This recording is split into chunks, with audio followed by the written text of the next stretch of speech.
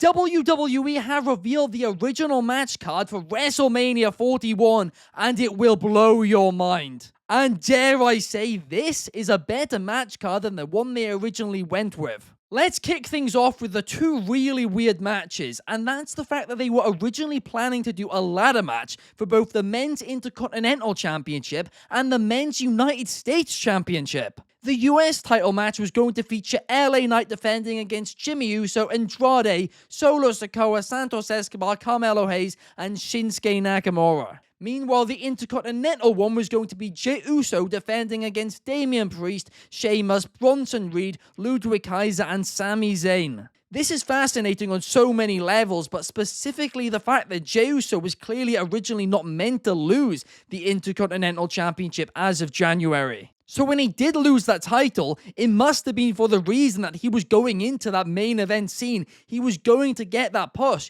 It wasn't decided after he already dropped the title. But another just crazy part about this is the fact that both of these matches are men's matches. I wouldn't be against doing one ladder match on each day of WrestleMania, but come on, they'd have to do one for the Women's Singles Championship and one for a Men's Singles Championship. You can't give them both to the men when you just introduced Women's Singles Championships. Mid-card championships, I should say. But up next, things get a little bit weirder because we had Rey Mysterio versus Chad Gable. Not El Grande Americano, just Chad Gable. But what's most notable about this one is Travis Scott was going to be in Rey Mysterio's corner. I mean, this would have been a million times better than having Travis Scott be in the main event, I'll tell you that much. But the surprise involvements don't stop there, because up next, Stone Cold Steve Austin was going to be a special guest referee for Bron Breakker versus Drew McIntyre. How they would have got to this point, I'm unsure, because of course Drew McIntyre was a heel all year long, and Bron Breakker was kind of a tweener, but mostly a heel as well. And for Stone Cold to get involved, I don't know. This just seems incredibly random.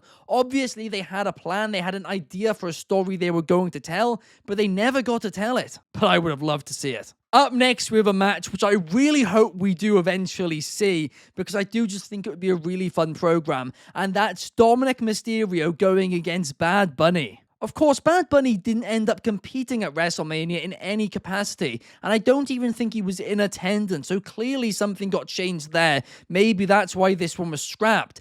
But I guess for Dominic Mysterio, it did work out because he ended up winning that United States Championship. As for the Women's Tag Team Championships, and I really wish we saw this match, it would have been Becky Lynch and Charlotte Flair going against Io Sky and Asuka. I mean, this would have been a banger, but also would have just been a much better match, I think, for Charlotte Flair. It would have been a lot better than having her win the Rumble and chucking her right back into that world title scene. Obviously, this would have sucked a bit for Io Sky because she wouldn't have won the World Championship like she ended up doing, but it would have still been an absolute massive match. As for the WWE Women's Championship, really interestingly, either Tiffany Stratton was planned to fail her cash-in, or she was going to cash in after WrestleMania, because originally the plan was Nia Jax going against Jade Cargill. I mean, that would have been a huge match, there's no doubt about it, but at the same time, I mean, a lot of things would have been different. The Wyatt Six originally were scheduled to be on the card, and just like I predicted all year long, they were originally scheduled to go against the Judgment Day.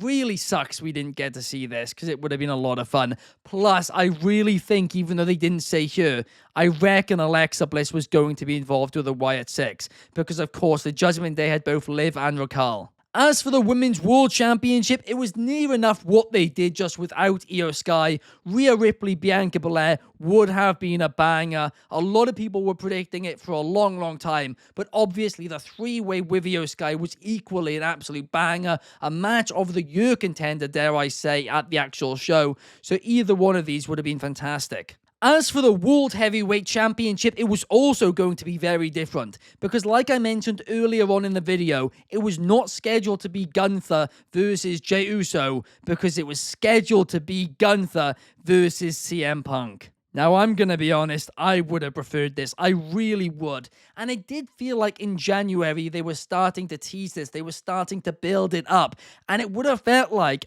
more of a WrestleMania match than Gunther versus Jey did. And I'm a big fan of Jey Uso, right?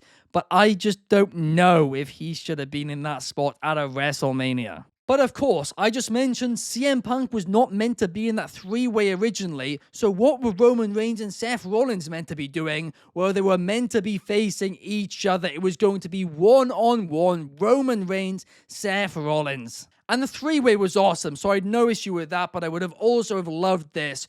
Roman Reigns and Seth Rollins, every time they face off, it is absolute cinema, as the kids say. But as for the WWE Championship, well, the plan never changed. It was always going to be Cody Rhodes versus John Cena. Now, really interestingly, it seems like the original plan for this match was actually genuinely to be a face versus face match. And I still feel like they aren't telling us something in Unreal.